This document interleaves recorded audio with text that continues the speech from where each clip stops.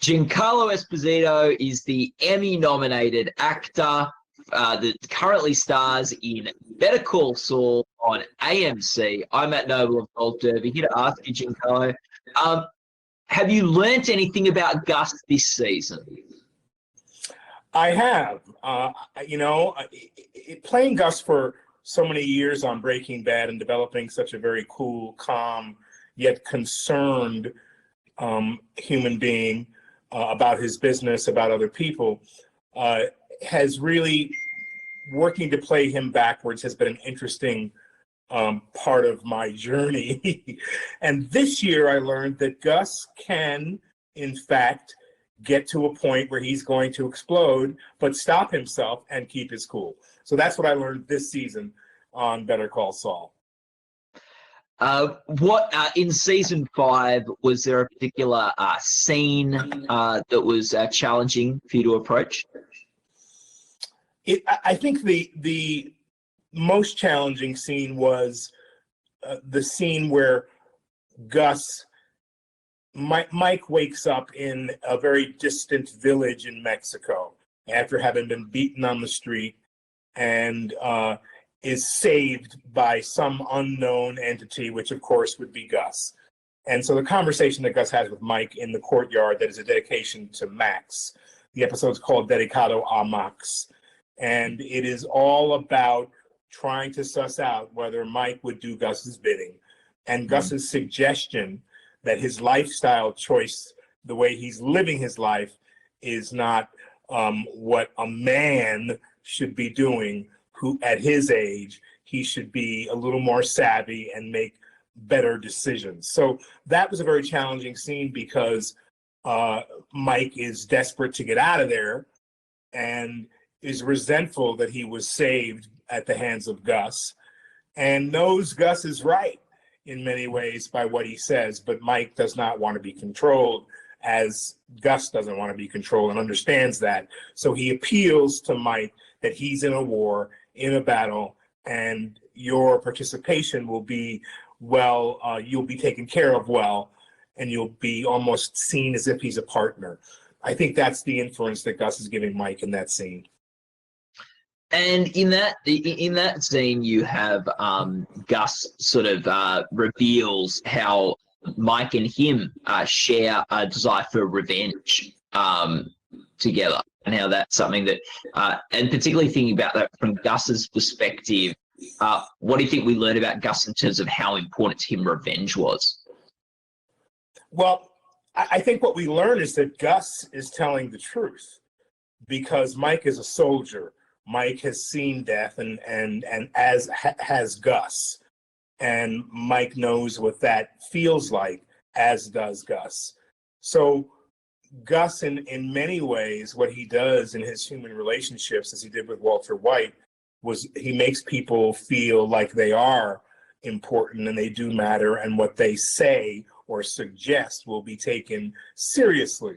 So Gus tells Mike the truth behind his feelings. And I think that is one of the only things that Mike can really relate to. He knows how that feels. He knows what revenge is. He knows what being hurt and put down is. And Gus does too, and he alludes to it in this conversation. Yeah, and also just in that conversation, the whole idea that Gus is someone, so many characters, and in that world he wears a mask. And he's so honest about where he's coming from in that scene. I love that he is this way. And in thinking about his personality before he has solidified his hold and also convinced the cartel that he's able to take care of the business and grow it and do it out of sight, out of mind because of the way he operates, I think that it's a fascinating journey to see Gus in this position, and it is a position of empowerment because he also allows us in as an audience by telling the truth. This is what I need. I need a soldier. I'm in a war, and so Gus, of course, is determined to win that war by getting Mike and keeping Mike at his side. When we spoke last season, you spoke about how something you'd learnt and something that you'd realised was very important about playing Gus was not necessarily, not just in the lines that were said, but the way you paused and the way you waited for moments and the rhythm of the scenes playing Gus. Was there a particular moment in this season where that was particularly important, the pauses and the breathing? Well, I thought so. You know, my yoga practice well informed my performance as Gus. It allowed me to sort of drop into a place that was relaxed, and then came a normal rhythm that was completely all Gus's.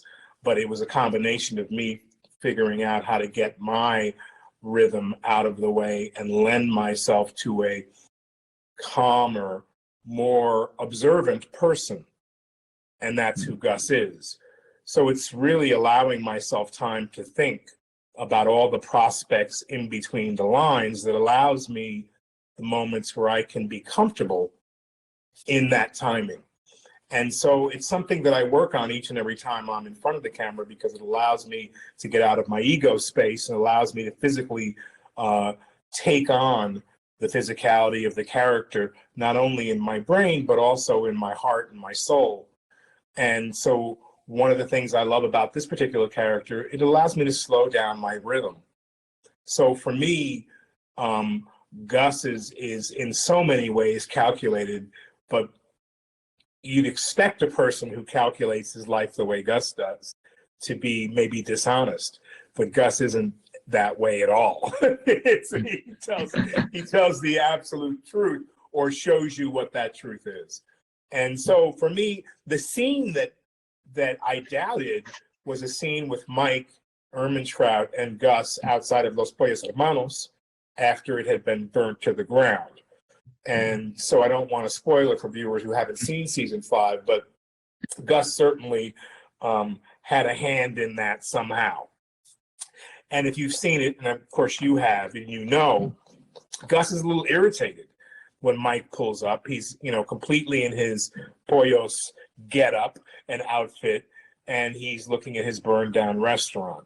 And so in that scene, I thought when I went in to do the ADR, the additional sound recording for the scene, because we were right on the street and there were car noises and all that, I had to replace a few lines, which I'm very good at it, but I like to, and I know that the filmmakers like to preserve the original performance as well, in sound and in their visual.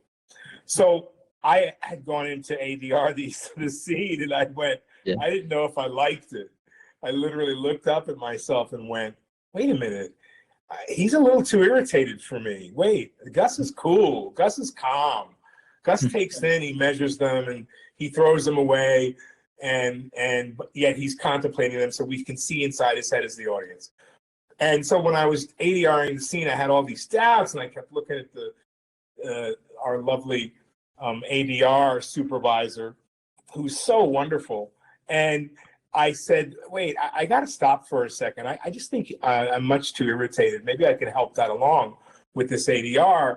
And we had a discussion about Gus's attitude in the scene. And then I reminded myself, you know, what I was thinking on the day. This is a younger Gus. He is less seasoned. He's going to show some emotion. And she convinced me that it was absolutely perfect. It made me realize, oh, that's right. I'm not playing the Gus of 10 years ago, Breaking Bad Gus. I'm playing a Gus who's on his way to that other Gus. So, and I couldn't understand, you know, we do ADR after we finish shooting many months later. So I happened to be in Los Angeles and actually met our Danish, I think her name is Elizabeth, our ADR supervisor. And we bonded because it's the first time I had ever, for years, I hear her voice and never see her. And now I'm in a room with her. We both realized I was born in Copenhagen, Denmark, and we were both Danish. And then we had this conversation about this scene. And then the revelation came, oh, that's right. I haven't been on the set in 3 months. I haven't been thinking in Gus's mindset, but it was perfect. So, you know, those are the things that I try to mark as an actor to bring a life, you know, to make something believable so that you all as an audience can relate and really understand. And I think in the end, when these two incredible shows with this incredible writing that shows the human condition and allows us to make a choice about our lives through what they are demonstratively showing you visually. Like, so when you really think about Breaking Bad, this journey of Walter White, it's a guy who had to make decisions to be and fully in his life where he thought he should be. And certainly he didn't think he was just a high school chemistry teacher. Right? Right? Yeah. So he has all these other alter ego personalities, which many of us have. So thrilling and imaginative to create a character who we can relate to in life, who's not happy just being a husband who's eating peanut butter and jelly sandwiches. He's got to cut the ends of it off to make it really taste really great. And that's his culinary feat. He wants to be someone. And don't we all in our lives? And so extend that to Better Call Saul, and a great run and incredible performance by Bryan Cranston. Extend it to Better Call Saul, where you have Bob Odenkirk, who's making a decision that we all, as an audience, sit there and watch and go, how can he make this decision to be this person? But when you think about it, you know, like someone said to me years ago, be who you are.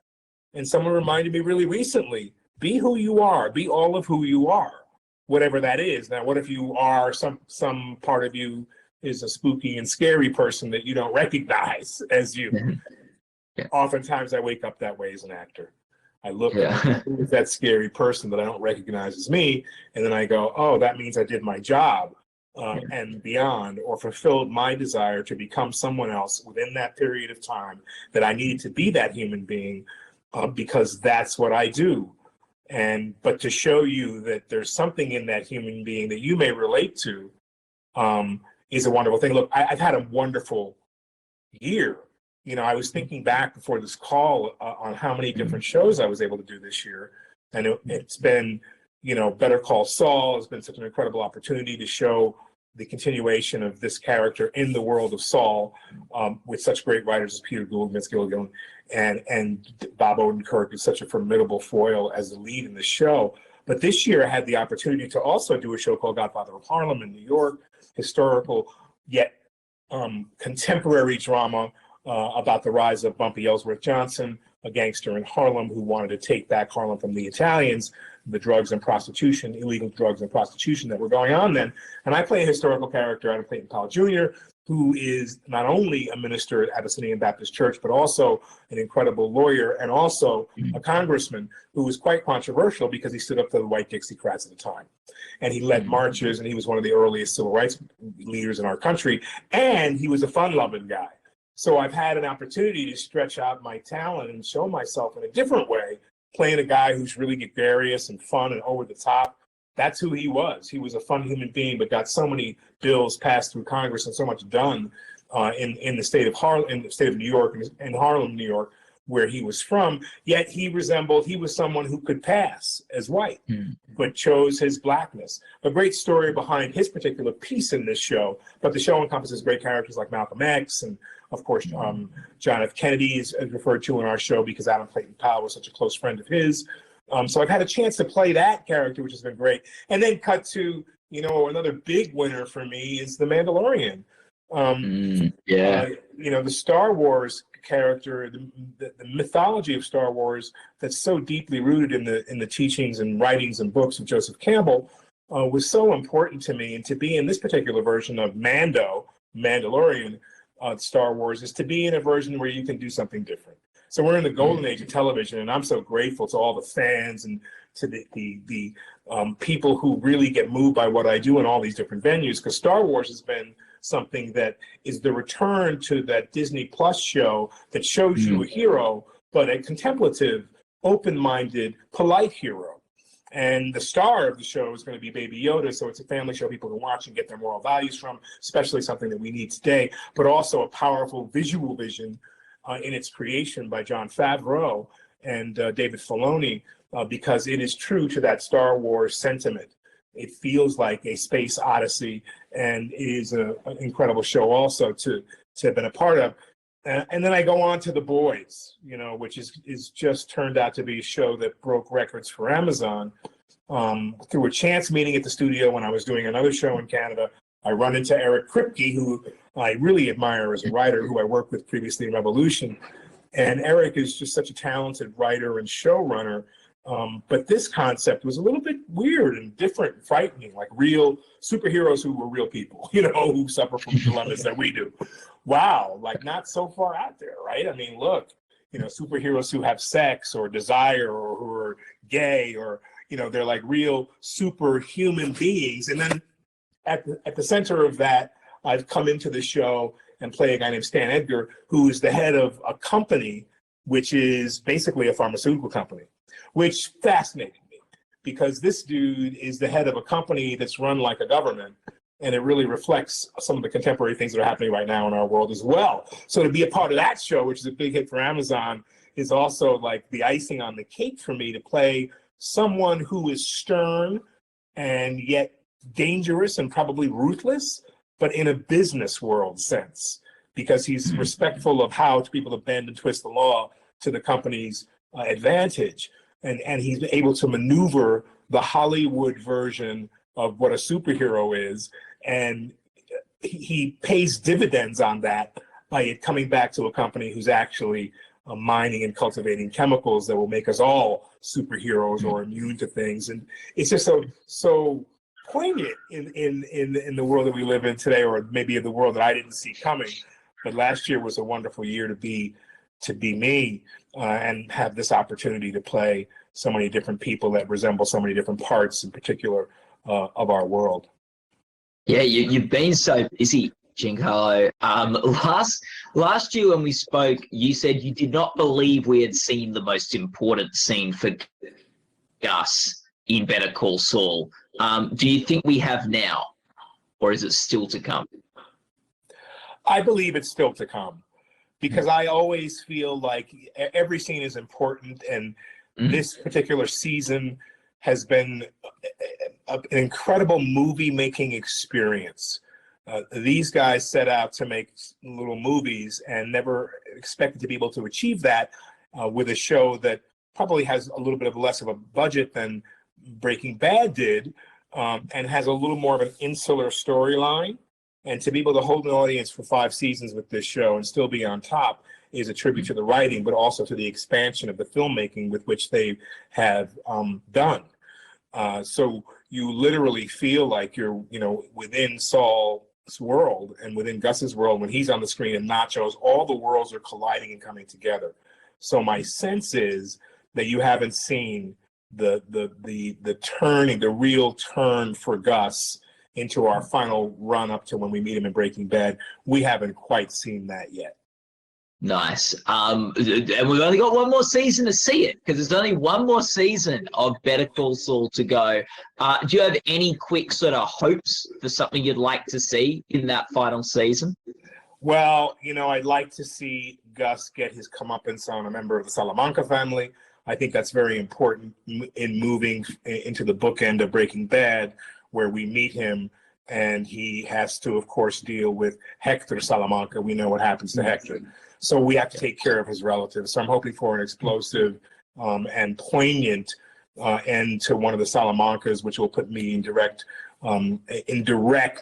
hate of Hector when we begin our Breaking Bad. If you watch these shows backwards, I think it'd be really interesting in history if you were able to watch Saul first and then watch Breaking Bad and then reverse it. It would be an interesting experiment. Yeah. Well, you were nominated last year for the Emmy for playing Gus. You were also nominated for playing Gus in Breaking Bad. Was there anything different about being nominated for Better Call Saul? Any different sort of feeling, or did it mean something different, or not? Well, it meant, it's always an incredible honor to be nominated by your peers and by members of the Academy. I'll start by saying that. So I was head over heels, and it felt like it could be, in a way, a similar journey. Who knows what the outcome, was when I was nominated? I had no idea, but it felt great. It did feel like we were in a really, really tough field, and the person I think that at that point in time that so deserved that Emmy that year, to me, was Jonathan Banks, because the show, he has so much airtime and gave him the opportunity to expand that character of Mike so deeply. So, but I had an equal amount of excitement and an equal amount of wonder, anticipation, and joy that it could be mine. It's, again, such an honor to receive the nomination, but sometimes it's nice as my friends at the Four Seasons tell me to come home with the hardware. So, so who knows? I mean, this year is such a very strange 2020. And, I also really want to thank the studios, because it's the studios who suggest and want to put you up for an award, for an acknowledgement of your work on their network. And so I had the opportunity this year. It seems as if, and I can't even remember, but I think I'm up for Saul, or will be on the ballot for Better Call Saul, also for Godfather of Harlem, also for guest spot for Mandalorian, and also for guest spot or some other category for The Boys. So I'm kind of like, wow, are you really serious? Yeah, there you go. Emmy voters, no excuse not to vote for Giancarlo in something this year. A lot of categories. If I deserve it and you feel that. That's really you know what I mean? I feel like the work speaks for itself. Yeah. Well, Giancarlo, thanks so much for talking to us today. Gus has been such a monster to so many people.